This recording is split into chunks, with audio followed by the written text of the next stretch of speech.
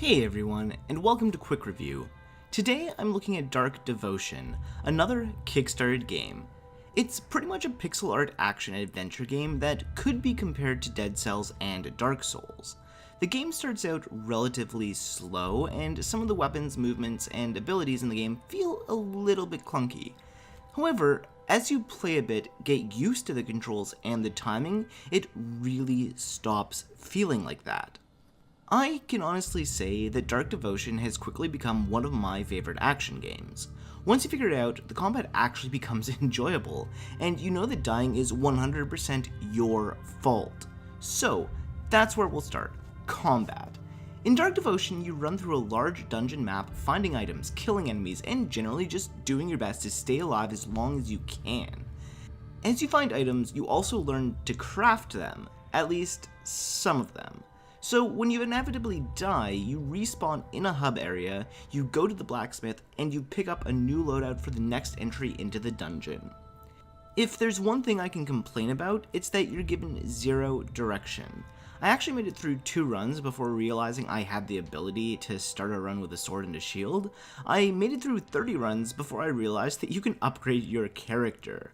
You could argue that this was completely my fault, and I would agree, but I feel like the basic mechanics should probably be explained to the player at some point in time, without the player having to explore the entirety of the hub world in order to find core mechanics of the game.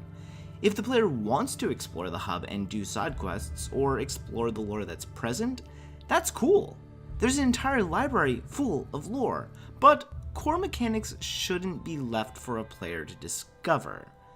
So, pretty much, don't be me. Explore the hub world before exploring the dungeons. Otherwise, the game can basically be broken down into a large Metroid-like map of interconnecting rooms. There are secrets to find, permanent upgrades to unlock, and lots of awesome boss fights.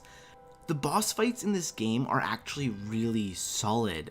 Every boss felt unique, and while I was able to defeat some bosses in one attempt, most bosses required a little bit of trial and error and memorization of attacks.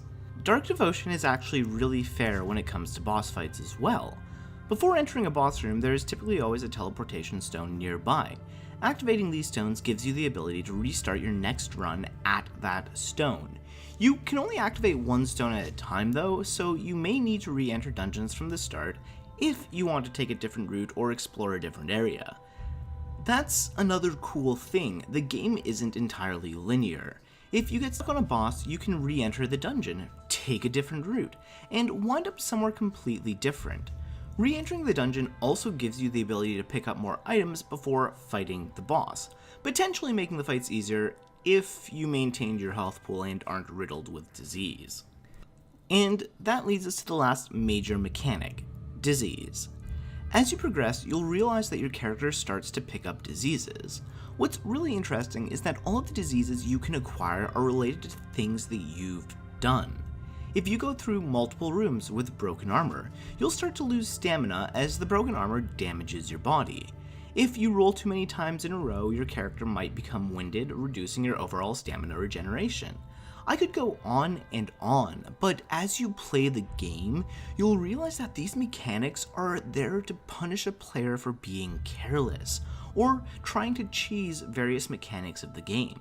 They ensure you're more careful about how you play, and really force you to think about the items you use, because overusing items can also lead to disease.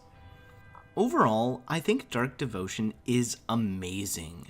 There is a huge amount of depth to the mechanics. Combat always felt fair, but also brutal at times, and there is so much diversity to the weapons. One-handed weapons, two-handed heavy weapons, bows, magic. There's so much going on and so many ways to potentially play the game based on what you find most comfortable, or what you believe may be the best approach. Anyways, that's Dark Devotion. I strongly suggest giving this game a shot. When I posted this review, there seemed to be some pretty mixed reviews on Steam. Typically, I try to avoid reading external reviews, but in this case, I took a look because I couldn't understand the negativity. Turns out, a large chunk of negative reviews are related to controller compatibility.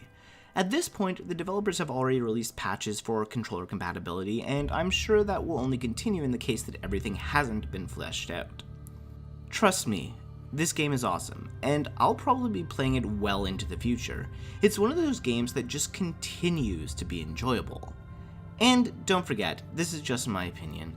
If you disagree, feel like I left something out, or just want to suggest a game for me to look at, leave a comment. Otherwise, thanks for watching. If you enjoyed this video, feel free to subscribe. I review at least 2 games a week, and I'll be releasing videos that highlight games of the week every Sunday. That's pretty much it.